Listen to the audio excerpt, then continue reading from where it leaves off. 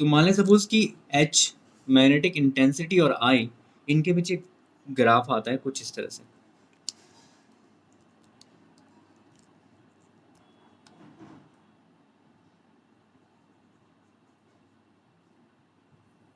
ये ओ ए पॉइंट है, ठीक है, ओ ए पॉइंट है, और फिर ये ग्राफ कुछ इस तरह से बैकवर्ड डायरेक्शंस में जाता है। यहाँ पे कोई पॉइंट है ई, और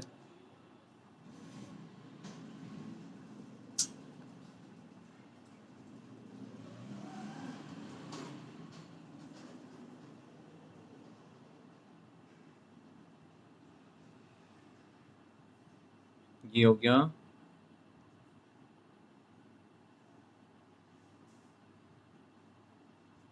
जी।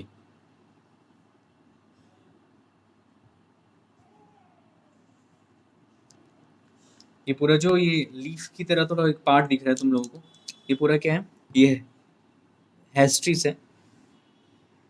डायरेक्शंस कैसी हैं, पहले ओ से ए से फिर यहाँ पे पॉइंट है सी, यहाँ पे पॉइंट है डी, डायरेक्शंस ये रहेगी, और डी से ई, और ई से फिर आपका एफ, और एफ से जी पॉइंट, और फिर ए पॉइंट। रिपीटिशन, पहले ओ से ए में फ्लो हुआ, और फिर जैसे ही करंट को हमने करंट फ्लो करना कम हो गया तो अचानक से पीछे बैकवर्ड आ गया।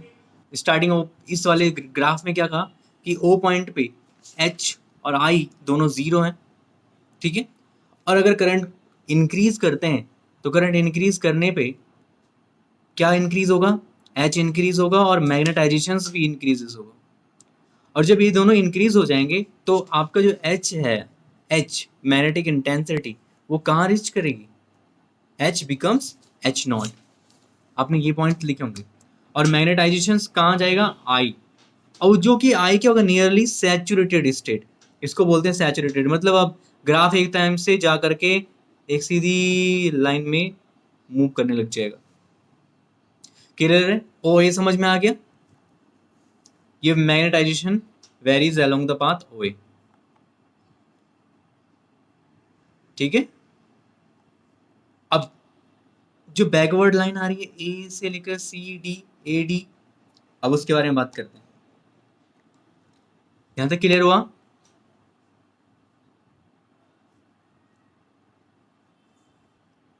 आप समझ रहे हैं क्या कहा हमने, कि अगर करंट इज ग्रेजुअली डिक्रीज तो magnetization decrease, but O is not retraced, O retrace नहीं होगा, जैसे कि ग्राफ में देख रहे हो ओ ए में ही वापस नहीं आए हैं, ओ ए से थोड़ा सा ऊपर होकर के यहाँ बैकवर्ड डायरेक्शंस में आए।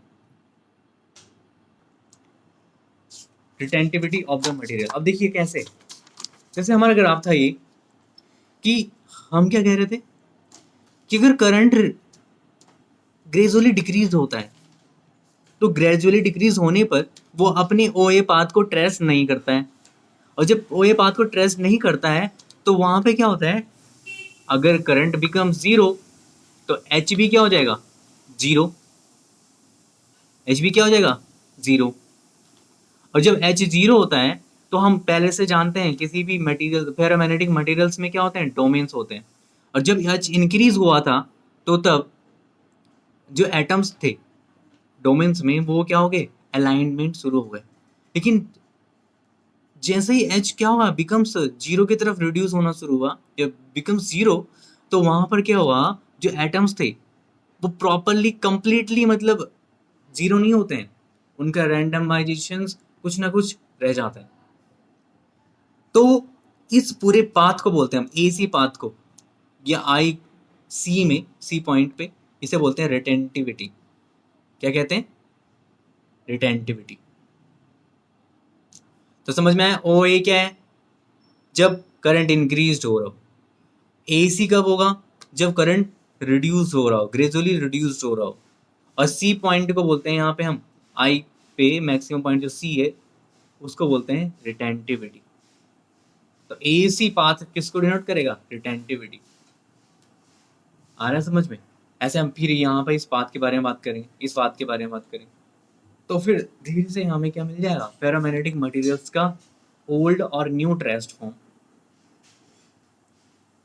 तो वही हमने लिख लिया है कि जैसे कि domains that were aligned at the time of increasing H are not completely randomized or remaining value of I at that point C.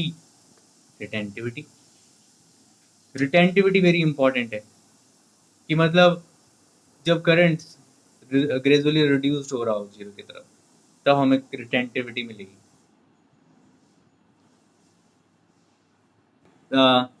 मतलब इतना ज़्यादा कोई वैसा है नहीं, पर लेकिन इंटरेस्टिंग फैक्ट है कि आप देख रहे हो ए लिखा है मैंने, फिर सी लिखा है, डी लिखा है, ई एफ जी लिखा है। क्या तो आपको समझ में आ रहा है मैंने बी क्यों नहीं लिखा होगा? Point be noted my Lord. बताओ जरा बच्चों कि मैंने बी पॉइंट क्यों नहीं लिखा है?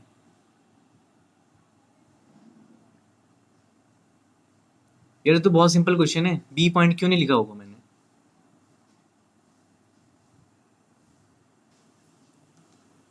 मैग्नेटाइजेशन जीरो हो गया तो जो करंट होगा वो क्या होगा? अपोजिट डायरेक्शंस में पास होगा, और जब अपोजिट डायरेक्शन में पास होगा तो जो डोमेन्स हैं वो डिसअलाइन हो जाएंगे।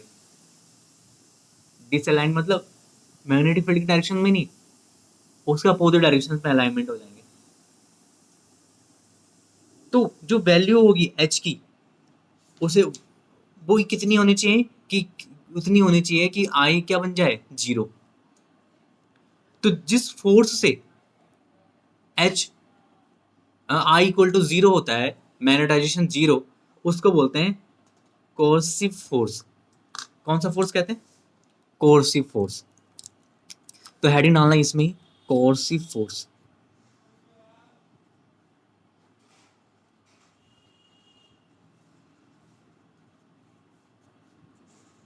Coercive force. क्या कहा मैंने?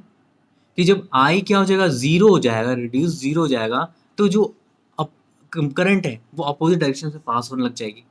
तो जो डोमेन्स हैं वो फोर्सिबली डिसअलाइनमेंट हो जाएंगे मैग्नेटिक फील्ड के डायरेक्शंस के अपोजिट डायरेक्शंस में। तो जो एच की वैल्यू जितनी नीड होती है उसको आई को जीरो बनाने में, उस फोर्स को कहते हैं कोर्सिव फोर्स। एच की जितनी वैल्यू चाहिए आई को जीरो बनाने के लिए, मतलब minus H I H not की तरफ मूव करेगा, तो जितनी वैल्यू चाहिए उसे, उसे कहते हैं कोर्सिव फोर्स। तो जो ओडी पाथ है वो डिनोट कर रहा है, ओडी ओडी पाथ है वो क्या कर रहा है डायग्राम्स में? किसको? कोर्सिव फोर्स को डिनोट करता है। अरे हाँ ना बोलो, क्लियर? अच्छा, पता नहीं डी कौन सा डायरेक्शन बोला मैंने?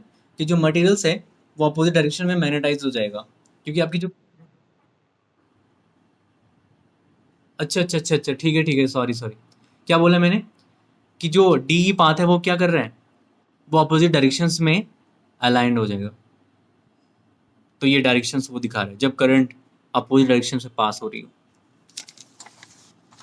तो वही हमने लिखा कि करंट अगर इंक्रीज होता है अपोजिट डायरेक्शंस में, तो material get magnetize in opposite direction, और एच क्या हो जाए? Becomes minus H nought. ठीक है? तो फिर क्या होगा? अगर आई इक्वल टू जीरो होगा तो आई फ्लो ई एफ फाइनली, और अगर करंट फिर से इंक्रीज करते हैं तो वो ओरिजिनल डायरेक्शन की तरफ चल जाता है, एफ जी ए पाथ में। तो ये whole process H is increased and then decreased to its original value. The magnetization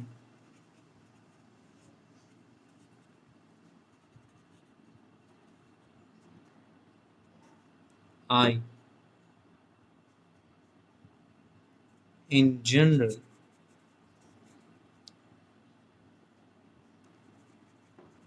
does not return to its original value.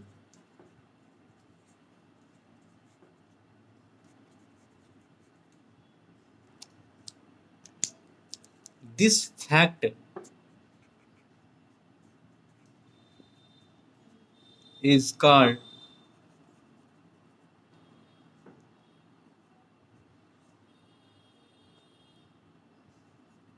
hysteresis।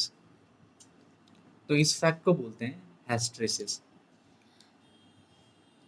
और जो कर्व आया हमारे पास, the curve A C D E F G A is called the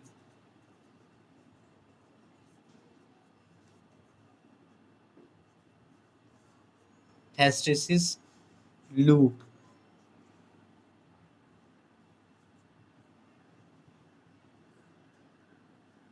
ठीक है, इसे बोलते हैं hysteresis loop।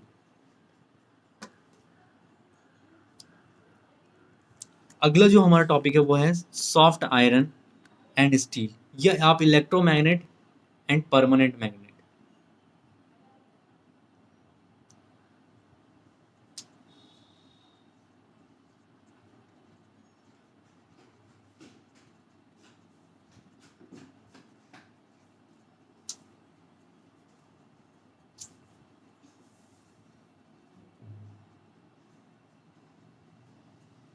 Electromagnet and permanent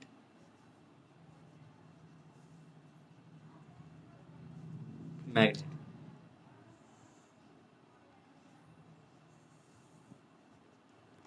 electromagnet and permanent magnet.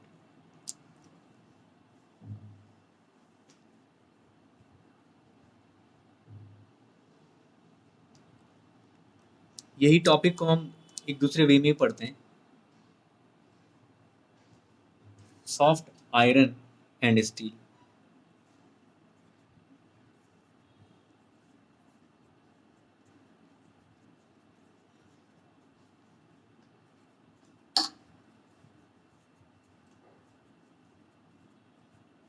इसमें क्वेश्चन भी आता है कि जो परमानेंट मैग्नेट होते हैं वो आपकी स्टील से बनाए जाते हैं और जबकि सॉफ्ट आयरन से नहीं, ऐसे क्यों, रीजंस वगैरह आपको बताना है। तो आते हैं इसमें पढ़ते हैं, ये लास्ट टॉपिक है भैया। देखो हम बात करने वाले थे किसके बारे में, सॉफ्ट आयरन और स्टील में और या इलेक्ट्रोमैग्नेट और परमानेंट मैग्नेट। तो ये है क्या कि जो रिटेंटिविटी और कॉर्सिव फोर्स होते हैं वो लार्जर होते हैं स्टील के लिए फॉर सॉफ्ट आयरन। अब देखो ये हैं क्या चीज़ें, रिटेंटिविटी क्या है कि करंट अगर रिड्यूस होता है, मतलब अगर पहले से मटेरियल्स में मैग्नेटिक फील्ड अप्लाइड करा और तो उसका एक्स्ट्रा मैग्नेटिक फील्ड आ गया, लेकिन अगर करंट रिड्यूस होता है मतलब अगर आप उसको ऑफ कर देते हो, ठीक है, तो वो क्या करता है, फिर से उसका एच पॉइंट रिड्यूस होने लग जाता है, मैग्नेटाइजेशन रिड्यूस हो जाने लग जाता है। पर लेकिन जो स्टील होता है उसका क्या होता है, बहुत ज़्यादा हाई होता है, किसके अकॉर्डिंग, सॉफ्ट आयरन के अकॉर्डिंग। ये दोनों वैल्यू, कोर्सिव फोर्स भी, मतलब डोमेन से अलाइनमेंट करेंगे अपोजिट डायरेक्शंस में, ये किसका ज़्यादा होता है, लार्जर स्टील का, और कम किसका होता है, सॉफ्ट आयरन का। तो अब इसका क्या एडवांटेज है, तो इसका ये एडवांटेज है कि जो लूप हिस्टैरिसीस लूप है वो क्या होगा, स्टील के लिए लार्जर होगा और सॉफ्ट आयरन के लिए क्या होगा, कम। कैसे,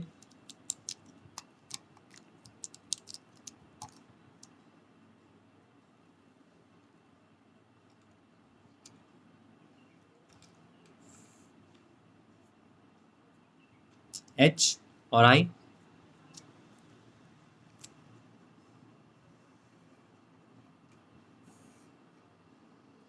एच और आई, तो स्टील के लिए कैसा होगा,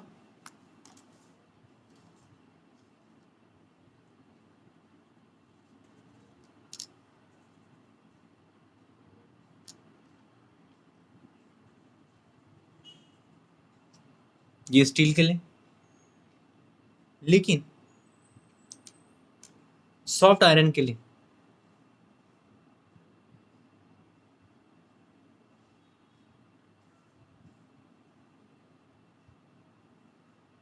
ये होता है हेस्टिस लूप, मतलब बहुत कम। ये किसके लिए? स्टील के लिए। और ये क्या है? Soft iron.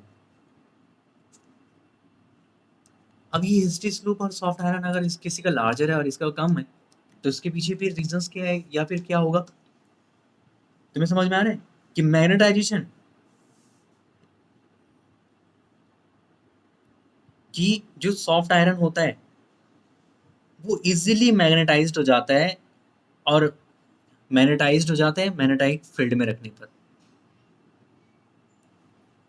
और जब उससे मैग्नेटिक फील्ड को हटाया जाता है तो फिर से अपनी पहले वाली पोजीशन में आ जाता है, इजीली आ जाता है। समझ में आ रहा है? इस लूप का एक्सप्लेनेशन क्या होगा कि अगर इस सॉफ्ट आयरन को मैग्नेटिक फील्ड में रखा जाता है तो ये इजीली मैग्नेटाइज्ड हो जाता है, और अगर मैग्नेटिक फील्ड को हटा दें तो ये फिर से अपनी पहली पोजीशन में वापस आ जाता है। लेकिन स्टील के केस में नहीं है भैया ऐसा। स्टील के केस में ऐसा नहीं है। स्टील के केस में अगर एक बार इसको मैग्नेटाइज कर दिया तो अपनी फर्स्ट पोजीशन में आने के लिए इसको काफ़ी टाइम लगना पड़ेगा, मतलब ये अपनी प्रॉपर्टीज खोता नहीं है। समझ में आ रहा है? और इसीलिए ये किसकी तरह बिहेव करता है? एक परमानेंट मैग्नेट की तरह। और ये करता है इलेक्ट्रोमैग्नेट्स की तरह, कि मतलब एक बार इनको मैग्नेटाइज्ड कर दिया, अब इनसे मैग्नेटिक फील्ड हटा दें तो ये क्या हो गए? फिर से वापस अपनी पहली पोजीशन में आ गए। स्टील और सॉफ्ट आयरन का थोड़ा सा समझ में आया? आया कि नहीं आया?